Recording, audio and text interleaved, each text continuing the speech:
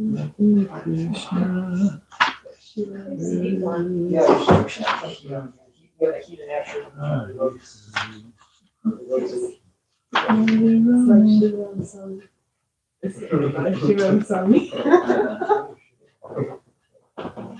Growling for ground. Somebody's a lot more than that. I love this. Okay.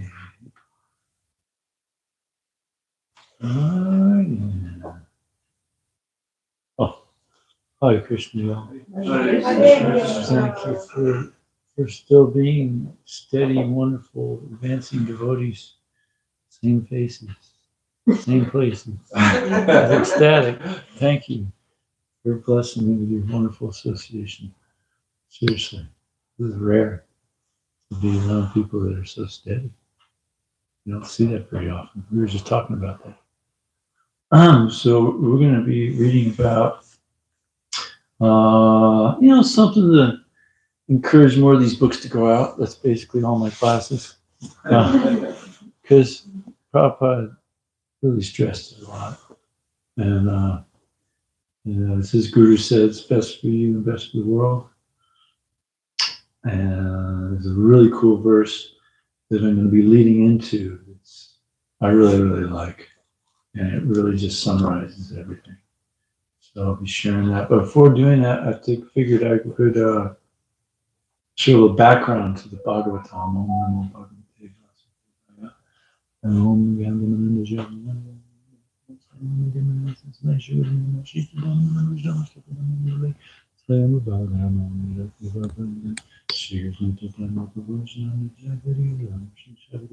It's good. I think it's not good.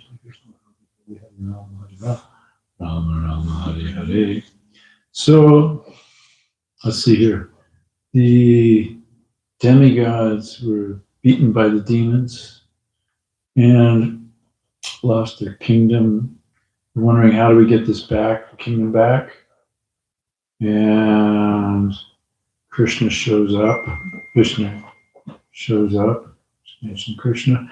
And says, well, this one Brahma has performed a lot of austerities. So you need his bones. So we get his bones, and we'll use that as a weapon for Indra to use. And that should do the trick. And a few other things were accomplished in the task. We accomplished, beating the demons. But, Vishnu makes this point. He kind of teaches them, look, you've come to me, but you're here because you want to regain the king, a place in the material world, heavenly planets in the material world.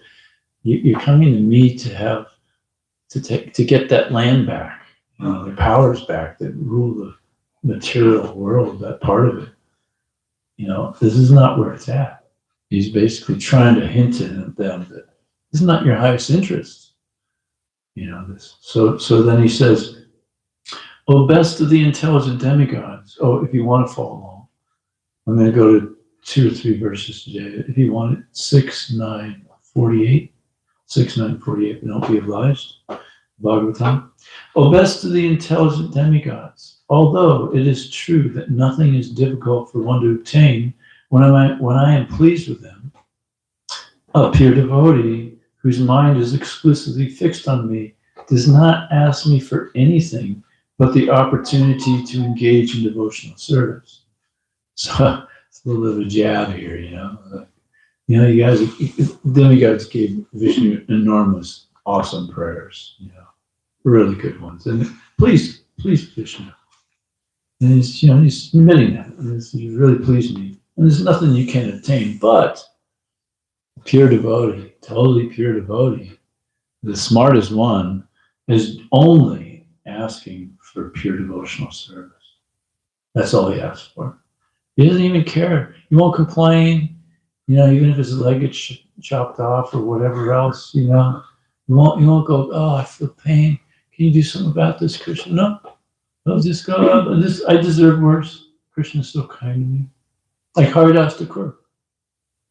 caned in 22 marketplaces. And the whole way through, he's thinking, man, I deserve so much worse because I heard this blasphemy of Krishna when the whatever the Kazi was, blaspheming Krishna and trying to convince Haridas to give up his chanting of Hare Krishna and just become a good Muslim boy.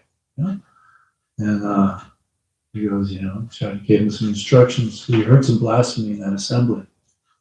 So the time but he never asked Krishna for help. So this is the real gem of a verse here, giving us the understanding that, and then Prabhupada points out, when the demigods finished offering their prayers, they anxiously waited for their enemy Virtusur to be killed. So there's this big demon that very powerful, actually it's a devotee in disguise, but anyway, Virtusur. This means that the demigods are not pure devotees. Although without difficult one can get anything he desires if the Lord is pleased, the demigods aspire for material profit by pleasing the Lord. The Lord wanted the demigods to pray for unalloyed devotional service, or instead they prayed for an opportunity to kill their enemy. This is the difference between a pure devotee and a devotee on the material platform.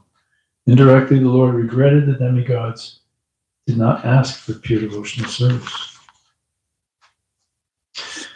Yeah, so that's quite a statement, Could go for just like what Chaitanya says, I don't pray for all these things. I only pray. My only prayer is your devotional service in my life, birth after birth. Doesn't care for followers, whatever else is, money and all that goes along with all that. But just devotional service. So then it leads into 6, 10, 8. And,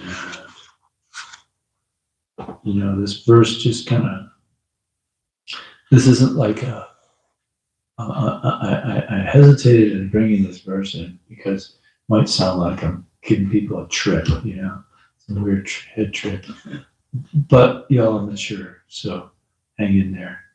O demigods, so this is 6, 10, 8. O demigods, one who has no compassion for humanity in its suffering and does not sacrifice. So this is that devotee, Dadichi.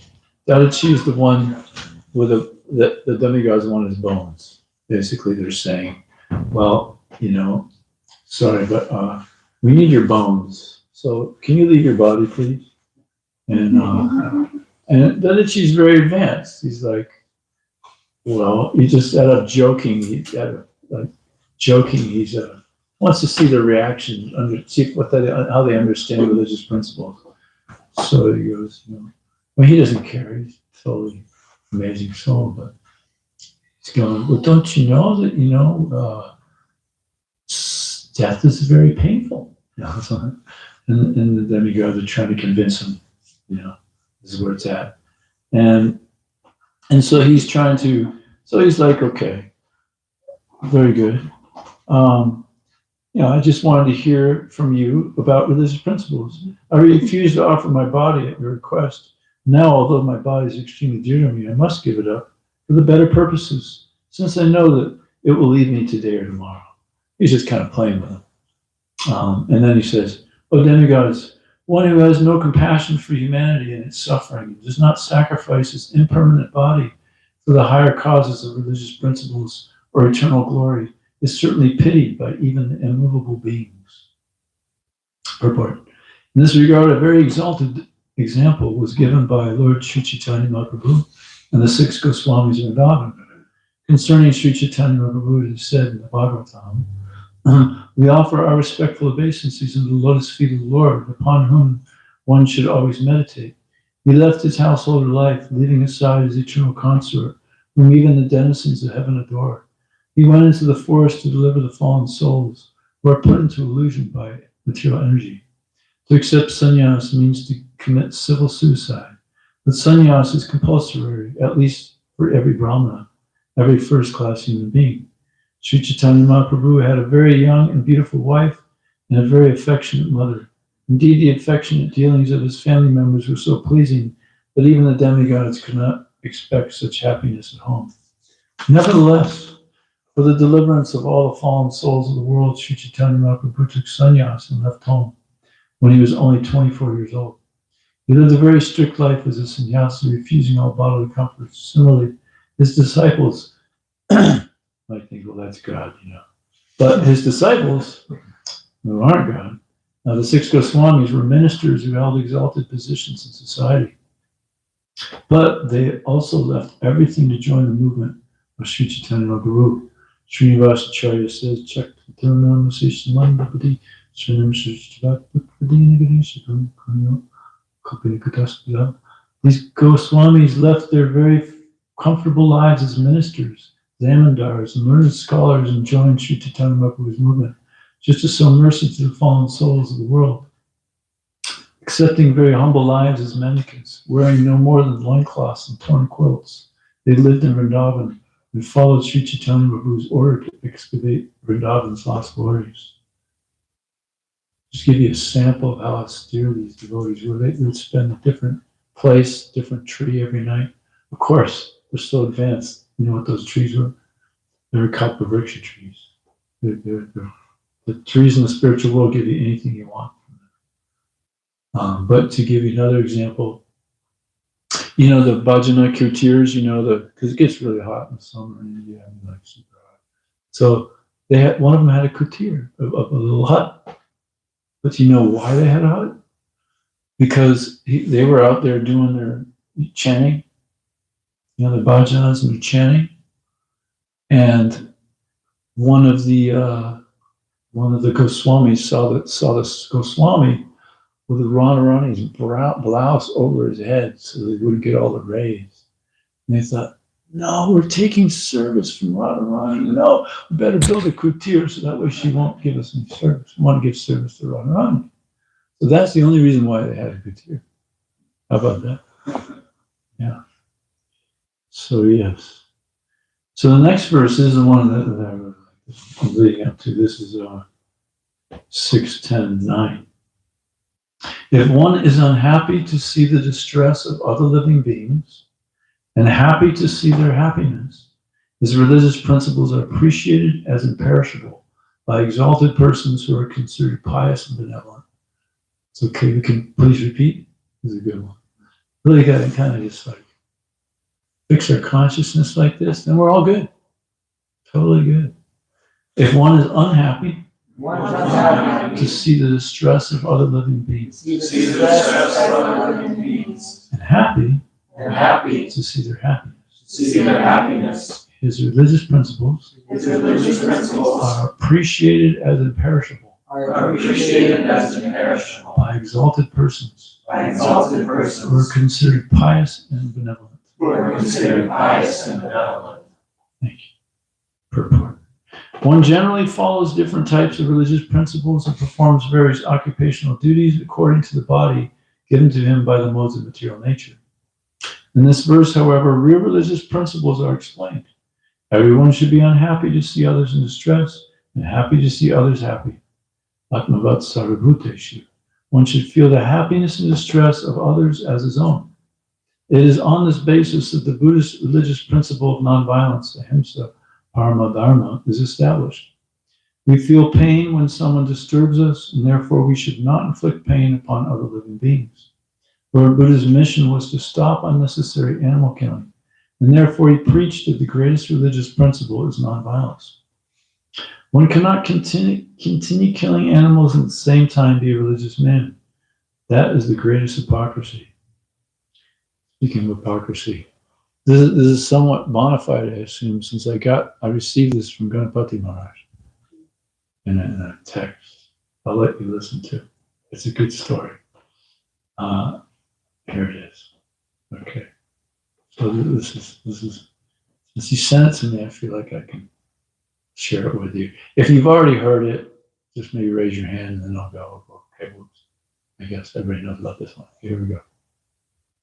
Atheist was walking through the woods. As he was walking alongside the river, he heard a rustling in the bushes behind him. He turned to look. He saw a 7-foot grizzly bear charging towards him. He ran as fast as he could up the path. He looked over his shoulder and saw the bear was closing in on him. He looked over his shoulder again, and the bear was even closer. He tripped and fell on the ground. He rolled over to pick himself up, but saw the bear was right on top of him, reaching for him with his left paw and raising his right paw to strike him. At that instant, the atheist cried out, "Oh my God!" Time stopped. The bear froze. The forest was silent. As a bright light shone upon the man, a voice came out of the sky. "You deny my existence for all these years, teach others I don't exist, and even credit creation to a cosmic accident. Do you really expect me to help you out of this predicament?" The atheist looked directly into the light and said, "It would be hypocritical of me to suddenly ask you to treat me as a Christian now, but perhaps you could make the bear a Christian." "Very well," said the voice. The light went out.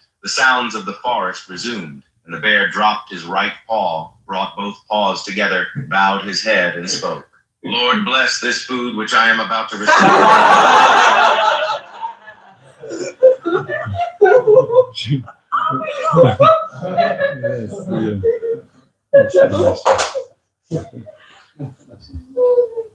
Got that from kind of Plenty Maharaj.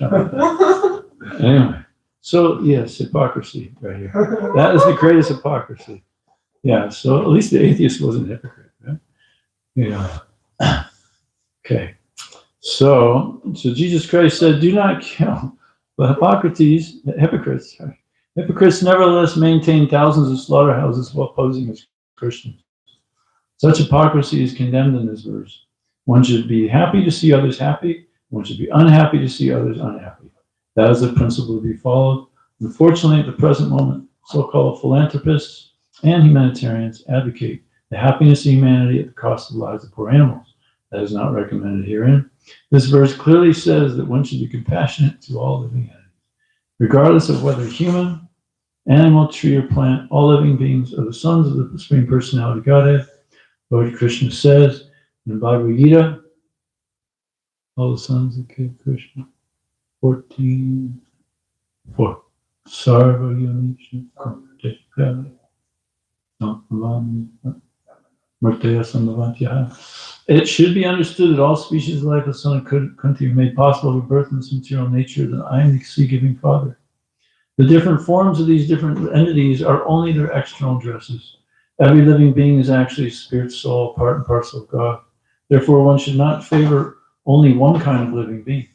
A Vaishnava sees all living entities as parts and parcels of God, as the Lord says in Bhagavad Gita 5:18.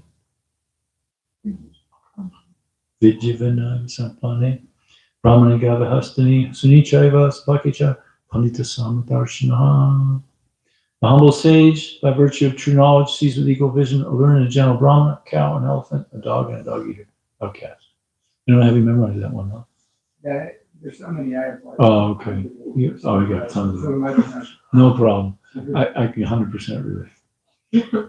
And one who is transcendentally situated at once realizes the Supreme Brahman and becomes fully joyful. He never laments nor desires to have anything, is equally disposed toward every living entity. Yeah. So, Jesus perfectly summarizes the Bhagavad Gita. Love God with your whole being and treat your neighbors yourself. So the neighbor is the soul within the body, right? So like that dead body there is not our neighbor, right? Because the soul is that. So we're dealing with the soul, not the body. So our neighbor is a good argument for Christians. What's your neighbor? Jesus commands you. It's a commandment. Treat your neighbor as yourself, as you wish to be treated. So what's a neighbor? It gets them thinking. And then the neighbor. So is the dead body? Is all those people in the morgue? Is that your neighbor? And usually they go, no. Okay, well then what's the neighbor? It's a soul. And then you can go to.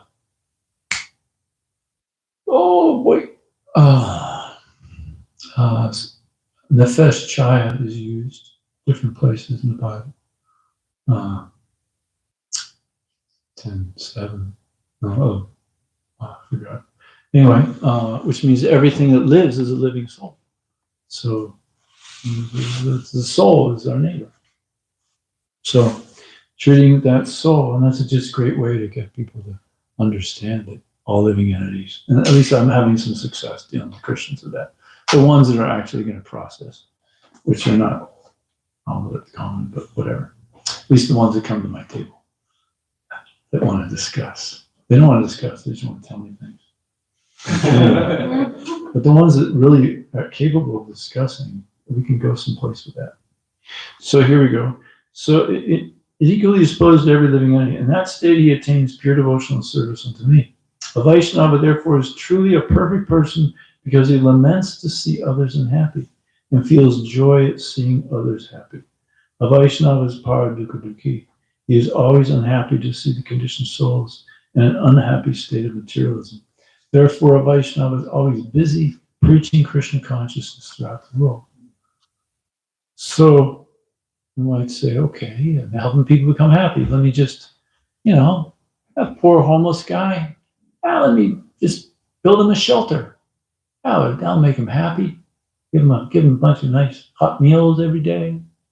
But, as Prabhupada points out in another verse, which you can't quite access right away here, is that the laws of karma, you cannot change the laws of karma. Somebody's destined to be like this or like that, you can't change it. Just like a worm in stool. You get it hollow, it'll go back into the stool. It just won't like the hollow. So we have the laws of karma acting. So helping a person materially is not really helping anybody. So, but helping somebody spiritually, by helping them rise above their karma and getting an understanding as to how to do that on their own, that is truly helping. And that way they get free of their karma, the karma that will bind them into these different material situations. As Prabhupada uses the word stringent laws of nature. They are stringent.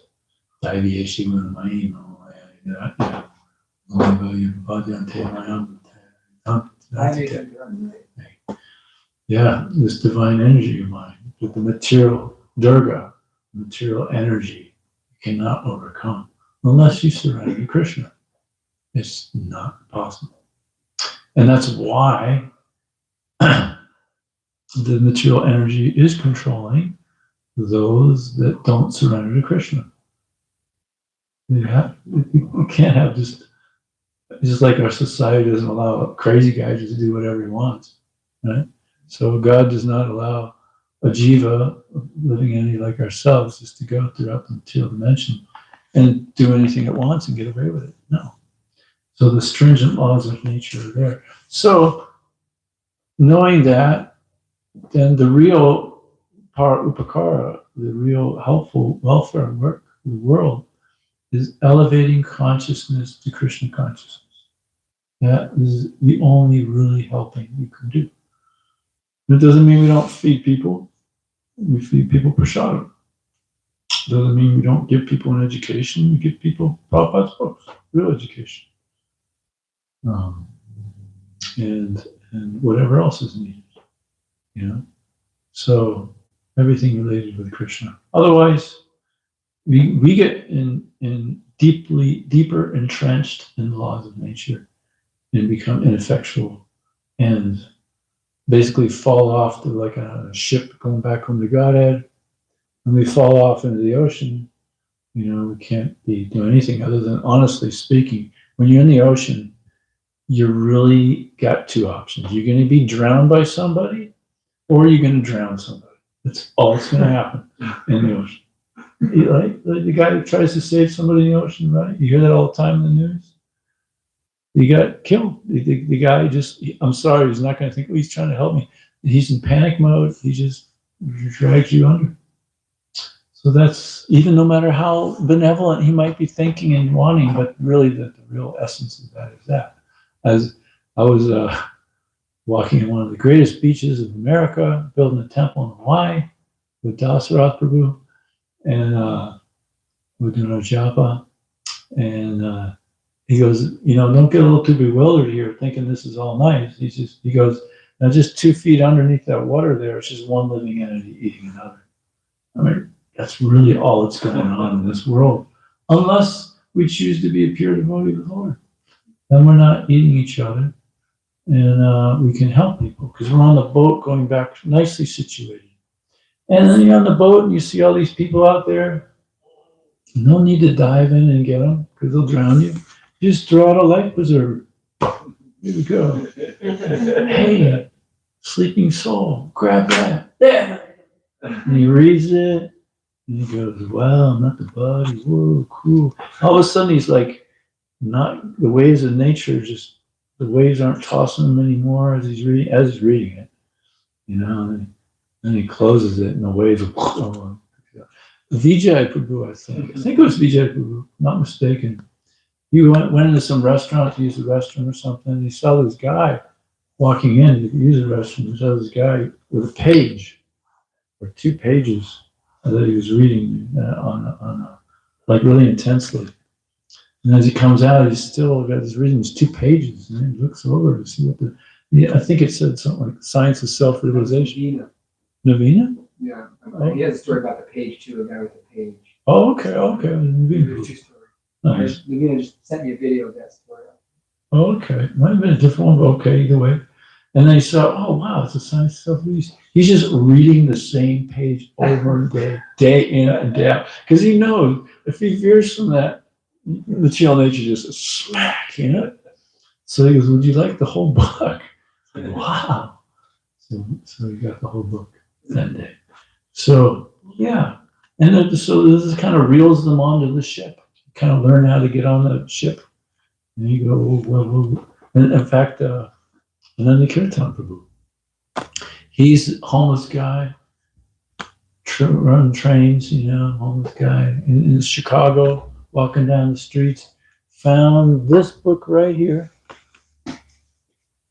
Perfection of Yoga on the Ground. Picks it up, thinks the pictures look really cool, and then he goes, whoa. Let me get that. And then it was still here. Yeah. We can love the Supreme Lord as master, as friend, as child, or as husband. Whoa. How I do this and all that. Looks in the back few pages, looks up LA. That's where he's from. So he gets on a train or whatever and he moves into the LA temple. He was so like, oh my God, I saw a picture of him. Oh my God, they wouldn't let him live in the temple. Outside. He lived outside for like 3-4 months. Really let him move in. It was really sincere. And then what happens? So now he gets on that ship back home to Godhead. Now he's throwing out life preservers.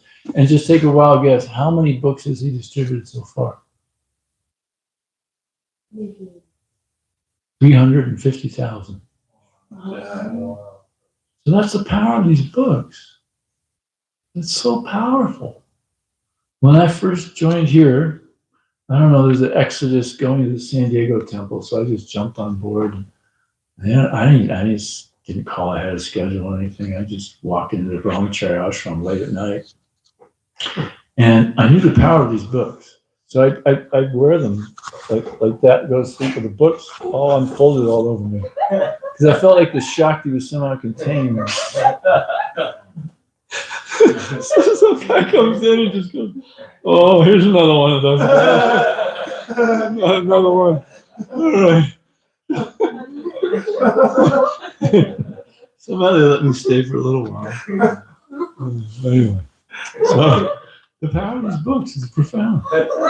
Yeah.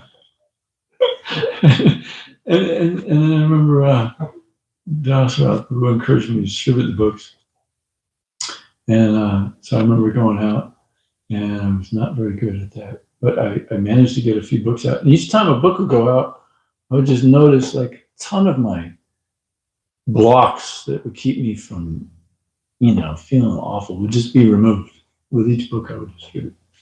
So then I realized, whoa, that was profound. Let me try that again. And a whole bunch more stuff would just be gone.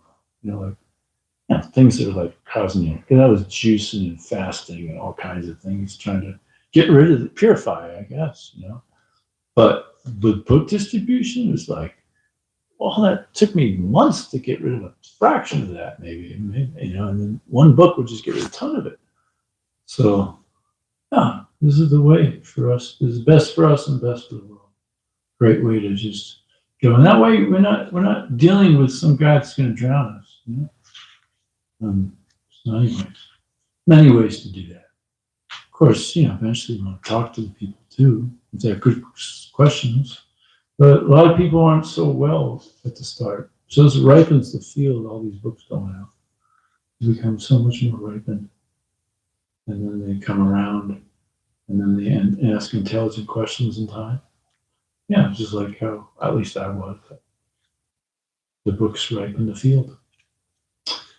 So I figure we're stopping the 10th We might stop around a little early, actually. like quarter of. Yeah, usually we don't stop till about 10 up. Okay. So maybe I could stop here and ask you any questions. Yeah. Thanks so much. That's okay? Yeah, no, please. And let's get the shot ready. You just made me think of how, like, I've been distributing Govinda's cards pretty good, but not so much books. And I was thinking about, like, I was wondering if you ever have a doubt. Well, I guess you sit at a table, so you don't maybe as much, like, approach someone. But when that, like, doubt creeps in, if there's a certain thing that you think to, like, overcome that, or Well, what kind of doubt, if you don't mind me asking? just like, oh, should I, like, go up to this person? Oh, Should I? hesitation Yeah, in the hesitation. service. Yeah. So when a person has that doubt, what was? Yeah, like if you feel that, like, how do you get rid of that? Or, like, what do you tell, is there anything you tell yourself, or when you're? I just go back to, that's a good question. So what do I do there?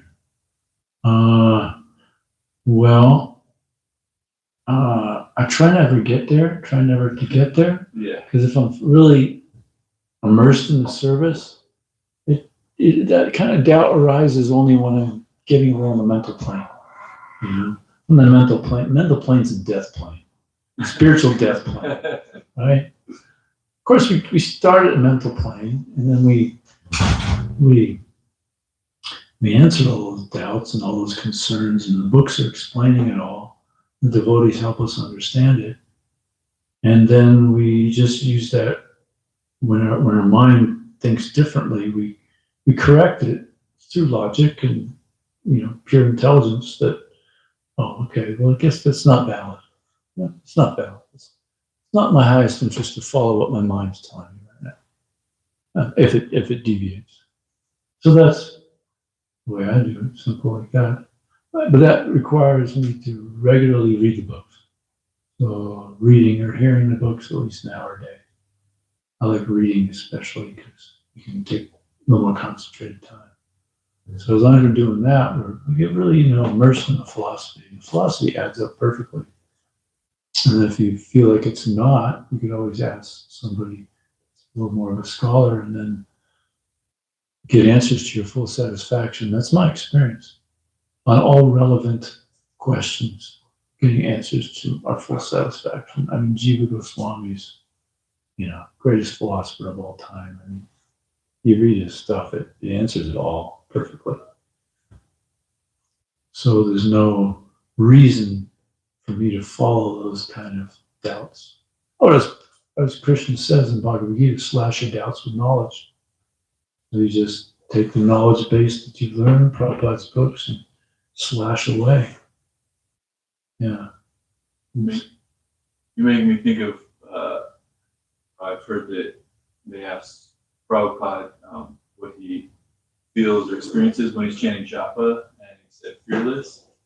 It makes me think of that. Like, if I'm having some fearful or doubtful thoughts, just feel like this isn't the reality. Well, maybe there is a validity to some hesitation, like there's a bar there. I've been to every place but a bar, but I used to be addicted to alcohol, let's say, and maybe I shouldn't go in there. You know, that's a valid doubt or a reason for hesitation.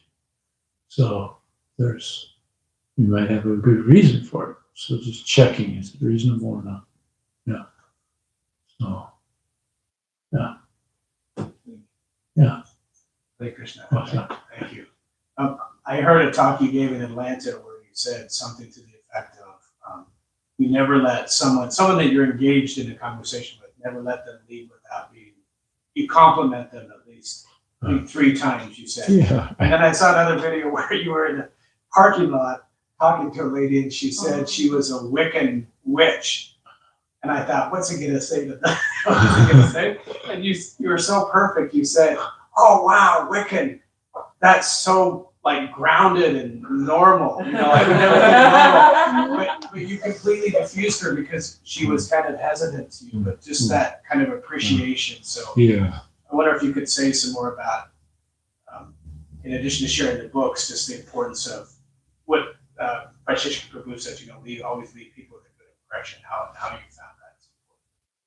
Yeah. Leaving, you probably said flatter them regarding book distribution, flatter them like anything. Because we do know the psychological effect, not only on them, but on our own consciousness. The tendency is to, for me, you know, if I'm not like on the ball, I've done this since time immemorial. I'm great, you're not, you know, put you down, put me up. I mean, that's the material consciousness. So what's so nice about flattering is when it's genuine, it really, you know, it's like Shiva, you'd only see the positive in others. You'd never see the negative. So that's good training for ourselves, for our own consciousness, as well as being more effective on book distribution. And leaving people with a favorable impression is 100% necessary. In fact, it's the mode of operandi that I think we established at RVC when we were traveling around. We said we will not distribute a book if it compromises leaving people with a favorable impression. So that is so good for a person to stay with the service. You know, a lot of people ask me, how do you stay with it so long? I mean, not to brag or anything, but just that helps, I think, tremendously. Because I don't mind seeing the person again. I can walk away at the end of the day feeling like not holding anything. You know, I might make some mistakes, of course, but you know, it's nothing major that would really weigh me down and not want me to go out again or anything like that. Or get in a weird fight with people or whatever. Just no strain. No strain. That's the thing. No strain in the consciousness. Yeah, it's so important. Yeah. You think who's next? I had a sidebar to your question because I constantly have that like, it's like this little thing, you're like, and then I was listening to Wisdom of the Sages and Shiva Prabhu was like, you're doing Krishna's Seva. And that like clicked in for me, and I was like, "Oh yeah, I'm doing Krishna's Seva when I distribute books," and that like just melts everything away because I'm doing service to Krishna and helping. That's just my little. When I feel that, I'm like Krishna's Seva. Okay. That's a fabulous answer. Yeah, because I remember just driving around, getting all this stuff done for my van, and just going. I started to feel like, oh yeah. Strain. But then I thought, what's for Krishna? And all of a sudden all the strain went away. Same thing. Similar thing. That's an excellent answer. Right on. Yes. I've distributed some books here and there before throughout the years, and one thing I try to remember, don't always do the best job, but I've never distributed a book to someone and then later regretted it. I can't believe I distributed that book, but I have not distributed a book before. I've hesitated, and then later, that happened with Narhar. You said, remember? I still want to go back to that Taco Bell and find that dude and give him that book. It's been bothering me ever since that day. Oh, good point. And that only happens to me, though, too, when I'm out of kind of the continual practice. During December, I was trying to do a lot for the marathon, and I also, like, drive for Uber and Lyft. So I was, like, giving a bunch away to passengers as gifts. And yeah, maybe the first ride of the day, I would hesitate. I'm like, oh, I don't know. Do they seem spiritual? Do they, you know? Uh-huh. And, you know, I do it. And then after 2 or 3, it would just be natural. Of course they're spiritual. You're spiritual. We're all spiritual beings. They want the book. Yeah. Wow. Wonderful service. Close to your amazing service. Oh, sweet. Yeah, that's a good point. I never regretted distributing the book, but yeah, it sticks with you when you should have hesitated, and then, man, I gotta get a book. Oh no, gotta find them. Also, this is for you. Oh, wonderful. Thank you. You're welcome. Thank you. Thank you. We'll space that out. That's perfect. Thank you. It's my tablecloth for the devotee soda. Yes. All right. I didn't even recognize you until now. You look different. All right, Krishna. Sorry. I'm working at the university now, so Oh. which is cool because at least when I first started there, a lot of like Indian students, they'll come in and they'll either recognize me from the temple or they'll notice if I have henna or tulsi or like my stickers on my bottle. I'm like, the temple. Oh. Even one girl that works with me, I haven't preached to anybody at my job. They just know I come here all the time. This is my thing. And she on her own started doing her own research into Hare Krishna and what people say about it and asking me questions. I'm like, you just come here. It sounds like you really like it already.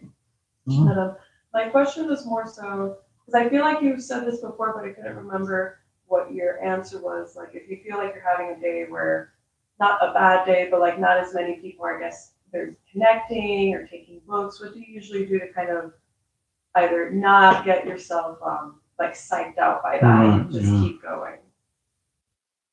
I usually go back to ground zero. You know, you're in the flow. It's like, yeah, the flow is happening. But sometimes the Krishna arranges for the flow. You kind of, when the flow's happening, you're conscious enough to somehow keep that flow going. But then when we forget to put in that energy, maybe the flow stops. I don't know how it works. But, so then I go back to ground zero. And ground zero, I used to really fear. I used to really fear ground zero, meaning I'm going to go back to like energy is stopped, and I got to, like the bike stopped, and I got to start now pedaling it, and, from starting.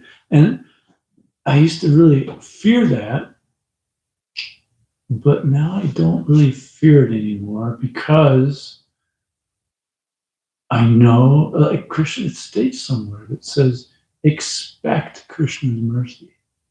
So if we do the right moves, we're going to get Krishna's mercy. We should expect it. And then everything becomes okay again.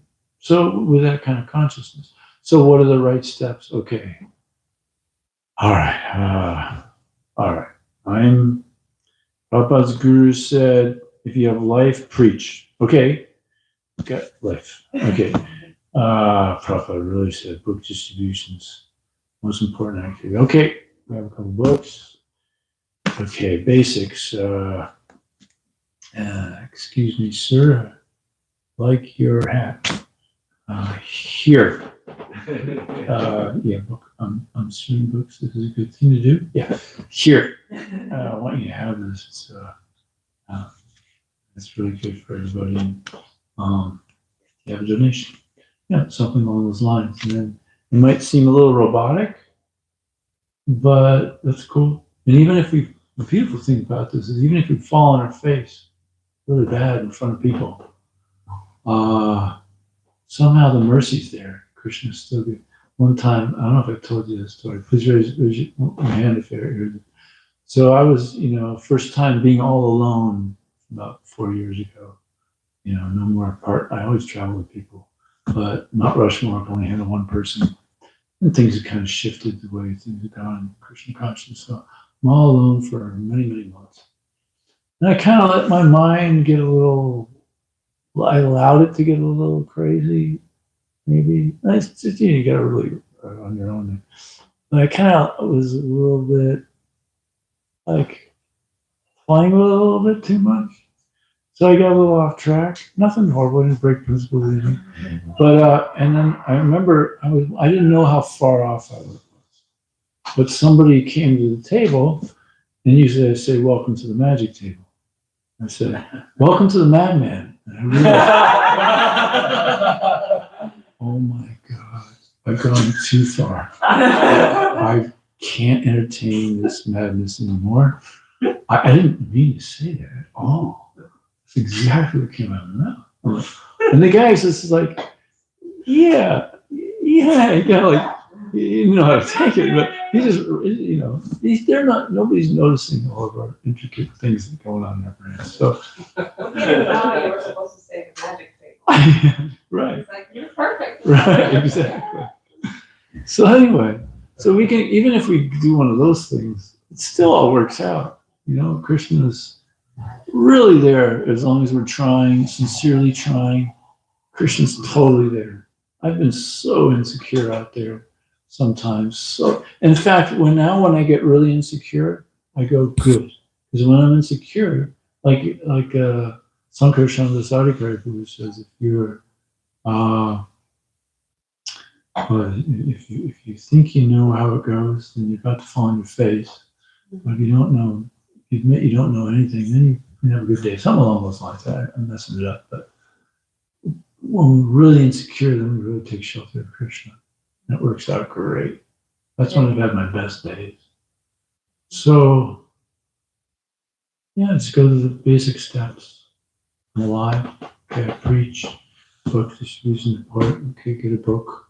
And then know some basic things to, you know, to how to distribute a book. Whatever that might be. Very basic ones, yeah, like, look like the scholarly man, sir. Here, the book on yoga and meditation. Just somebody trying to help the world. I think you'd like it. You're smart.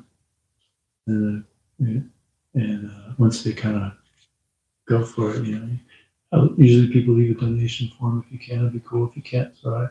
Something like that. You know, some basic stuff. And it gets the flow gradually going again. Is that okay? That's great.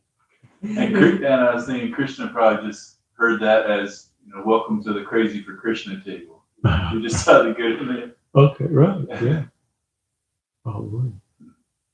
Yes. This is just a practical question, but when did it start, this idea of setting up tables at national parks? Because it's such a great idea, because there's people from all over the world that come.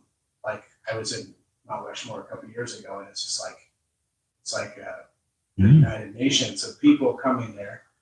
So where did that come from? And then what's the logistics? You just tell them when you arrive because it's public lands that setting up a table? Or how does that work? If you're setting up a table, I'll address your second part of the question first. It's all right. In setting up a table, you have to get a permit. And permits are really easy to get. And there's some rules that aren't too major at all. You know, they're really, I mean, when you see those guys on Mount Rushmore, you know, Washington and Jefferson and so forth, I really got to praise them every day, because the American system is set up for you to have a really good time spreading Krishna consciousness. Really, they'll go out of your way, so you have a really good time spreading Krishna consciousness. It's free. That's really cool. Anyway, so first part of the question, how did I know about? You know, Prithvi Shrav and Danakeli, I was always trying to find good venues, and I never thought about that one. But Prithvi Shrav and Danakeli, they started working it. They thought they tried out. They were doing pretty good, but then they kind of retired, getting kind of old. So I said, okay. They said they had a pretty good time, so I thought I'd give it a try. Man, the first weekend, it was right after COVID, and I was doing, yeah, why not? And they were, and I did 15 cases a day. Wow. But that was right after COVID, when people were like, you know, looking for anything, and it all arranged so that they all had their construction, so everybody walked right by my table. So that was, I don't do that every day, but that was, oh my goodness. And then I went down to Zion National Park and tried that. And that was going good too. And when I came back to Mount Rushmore, because they have rules, you can't ask for donations, but you can say it in a way so that they still give donations. So I was having a little bit of a challenge doing that. And then I remember going, oh my God, am I going to be able to do this and pay the bills? And right when I had that thought, two people came to the table, smiled, I swear, just smiled. I'm like, can I help you? And they just pulled out $100 bill. She's like, we're good. And he walked on. I'm like, I guess, okay, I can pay the bills. This will work. This will work. Because maybe I had this hesitancy, like, maybe I need to find another place. But Krishna was just saying, nope, hang in there. Everything will work out. Thank you. Thank you. Really far out. Yeah, you're right. It's a great place. Don't tell everybody. Sorry. Because I want to have my phone there. There's lots of them. No, you're right. There is. That's partly a joke. Yes. Fine. I had a logistical question as well, because I'm a goal setter. And this year I decided to do food distribution tracking. And I'm wondering, do you have something like that? Do you give yourself a goal each month of like what you're distributing? How do you manage that? If you do. My goal is to reach a certain milestone by the time I'm 65. And man, I got to somehow do that. When I first set the goal, I'm like, oh my God, that's a really, I like challenges. But at some points I went, man, this is maybe too much of a challenge. And then I would start thinking, well, we can extend it a little bit. And they go, no, I'm going to extend it. And sure enough, Krishna just makes it happen. I mean, I don't know. I don't know if it does it all the time or what, but so far, I mean, give me a better venue, give me some other ideas to attain the goal. So I'm like, I know Vaisheshika was a big fan of goal setting too. Mm-hmm. So yeah, I think that's good. So did you give yourself that overarching goal and then work yourself backwards and just break it down? Yeah, and I give myself yearly goals too. And I know what I got to do per month to get to the yearly goals, and what I got to do per day, and this and all that. So, yeah, I try to, and it's beautiful with goals because it keeps you really tight on the program. Your mind doesn't have room to go, well, let's take a break, let's take a vacation, let's do whatever it might say. Let me just try another service because I have a bad day today. Or you just don't even bother with that. As long as you know that it's a well thought out, for sure, good goal, and then why not make it? And I think that helps us. It's like a vow, the initiation vows. It's so important.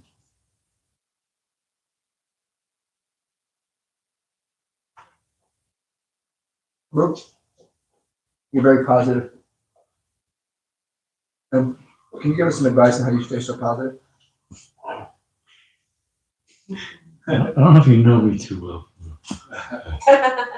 If you've traveled with me for a good 6 months, you'll see some really, really not like that stuff. Not too often, but boy, the books aren't moving out. Oh my God. I think I've scared a lot of people away. Yeah. But I try never to get to that point. So I try to arrange my life so that books are moving out. I'll drive an extra 500 miles to make sure to get a venue where I can get a lot more books out than just suffer somewhere and get to that negative place. Because once you start going down, and for me, going down that, it can be almost dangerous. TSKP can be dangerous, actually. Whereas a temple, it's like you're on a rowboat in the ocean. It's easy to capsize it. But a temple situation, it's like an aircraft carrier. It's not going to the chance of that getting capsized is very low. So it's a little dangerous on TSKP. So it forces you to not get into that negative world. Danavir Mars's book called The Bright Side is an excellent book. You recommend that? I tried to buy it, but you can buy it for online copies. So We can get you one. Just call RBC. okay, because I did try to buy it. I actually That is a really good book. And reading it, I went, well, this is basic stuff and all, but it sticks with you. And then when you have these moments, you just refer back to that consciously or unconsciously, and it really, really does the trick. So that's really, really helpful because I used to be extremely negative. like scary. And that's helped me. I can go back into that mode if I have a really bad day on books. But what do then? I usually have my temper tantrum. I take a nap. I have just like kids, it's time to take a nap. Really, really, a nap will do amazing things. And the snack. The snap? I don't know Oh, what. it's snack. Snap. Oh yeah, have a lot of have a lot of prashadam. Take a long nap. When I keep Prabhupada playing or whatever, some transcendental music to it. And then when I wake up, I go, I'm so sorry for Krishna for, all the stuff I said about you and this and that. Kind of go, I think as long as we're sincere, Krishna tolerates that, but we shouldn't do that. But still, it happens. But if we're sincere and apologize, it's understandable, right? You're on the front lines. So, it's tough. So, yeah. Did you say TSKP or what did you say? Gravity saying good job, Marty. Well, when you're on the front lines, yeah. You're day in, day out, you have a bad day. Take that gun and you want to shoot your foot, so you say all these things to everything, and then you go, oh man, I probably shouldn't have done that, but you have a bunch of prashadam and turn on the Prabhupada hearing and take a nap, and then when you wake up, you realize you just got too stressed out. And then when you got rested, you're like thinking better, and you're like, I'm sorry, Krishna, for saying all that. So you ideally never want to get there. But it happens sometimes. I mean, Krishna hasn't obliterated me. It's better than that than, do something better than that than bloop. I don't know. Do you think about what book will be good for each person at all, or just let them fly, kind of? Oh, it varies. Krishna's guiding the whole thing. So, keeping that door open to Krishna's guidance the whole way through. Like we got our conditioned acting, and then we keep always that door open to Krishna's guidance while we're doing that. And, it seems to all just work nicely from there. So yeah, definitely, yeah, whatever. But usually I'm like a one-trick pony. As Navina Nira says in his class, don't be a one-trick pony. And we just go, that's all you know how to do. But that's really, I'm a one-trick pony guy. But this one-trick pony works really great. So might as well stick with it. And I've tried other tricks, but they don't work as good as the one-trick pony thing. So I'm sticking with the one-trick pony thing. And there's some, subtle varieties within it. That's basically it. Sorry if that sounded strange. And by the way, I have books for everybody. These books can go to you all, and you can all distribute them. You don't have to give them any money, and just get the flow going. More and more. We stay in that stretch zone. Not the too much zone, not the comfort zone, but the stretch zone. We expand our abilities to do more and more every year. Yeah.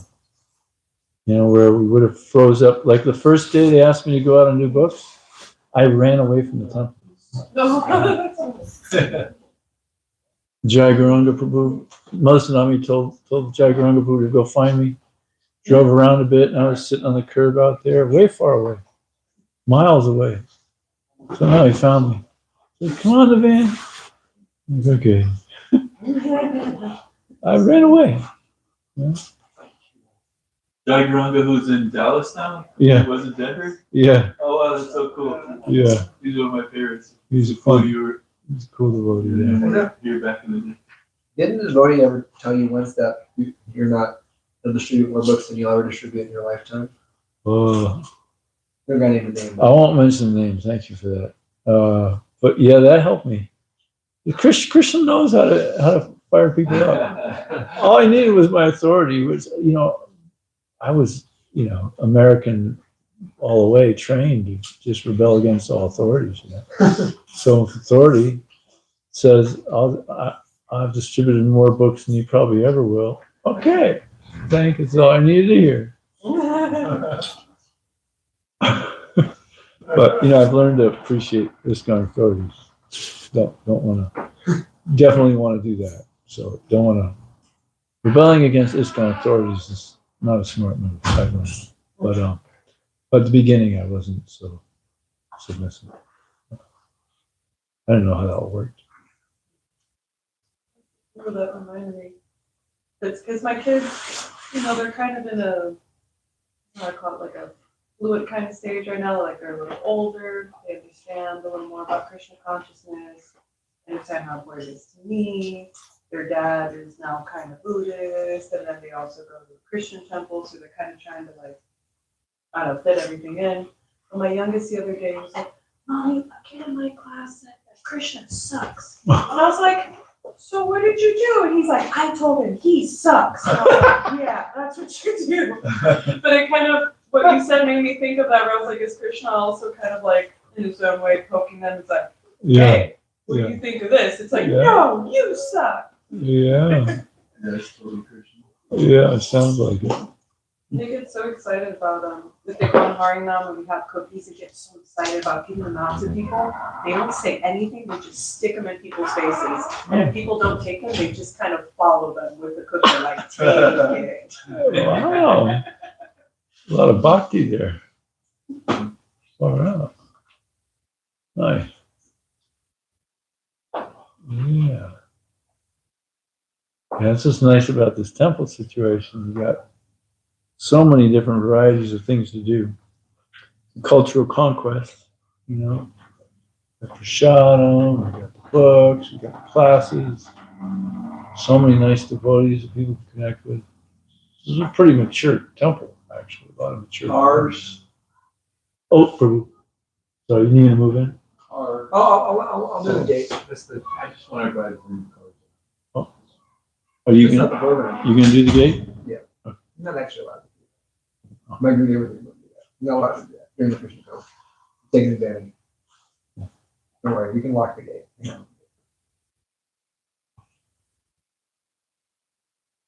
I have a question for you. You are famous at this temple for eating more prasad than any customer.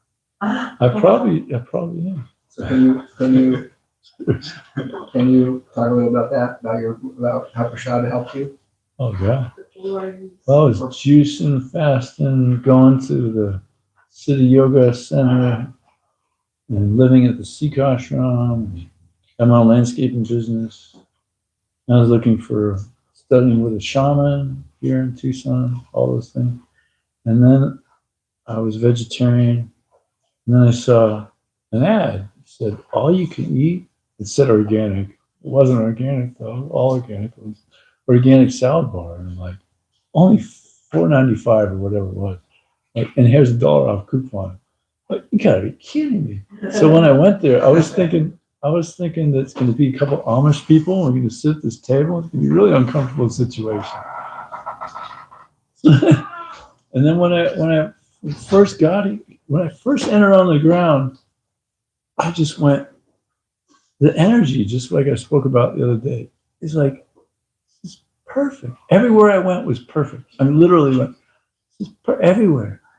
I'm some devotee, so like, everything was perfect. It's like, what's going on? Oh, like you're really entering the spiritual world.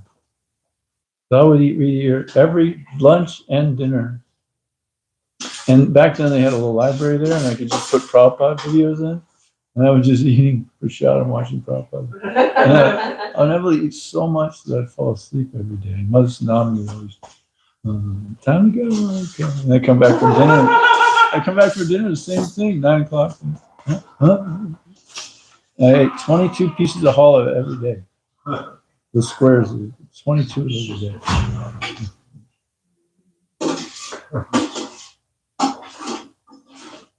Oh, yeah. Check it out, Prabhu. Unless somebody else has a burning question. Should we stop the video? What year was that? When you first came here? It's probably 25, so that's,